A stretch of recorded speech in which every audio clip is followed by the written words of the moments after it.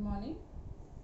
I am Dr. Manisha Chutrai, working as Assistant Professor of English at Palla Maharaja Engineering College under Biju Patnaik University of Technology, Berhampur, Odisha.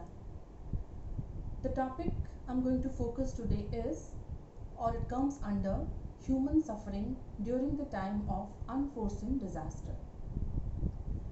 So it was soon after the lockdown was declared, the whole country witnessed a series of unpleasant and unexpected turn of events, out of which the most concerning was the plight of the unnoticed and unrecognized, long ignored section of daily wages.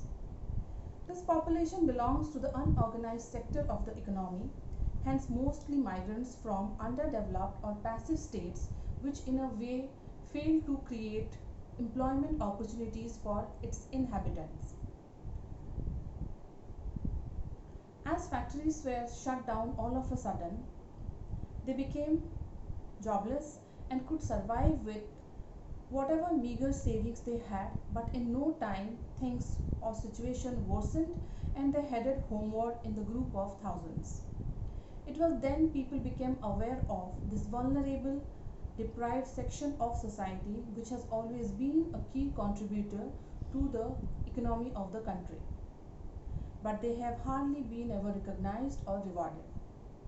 These migrants stranded without food and shelter reminded us of our failure to be all inclusive as a country and as a society.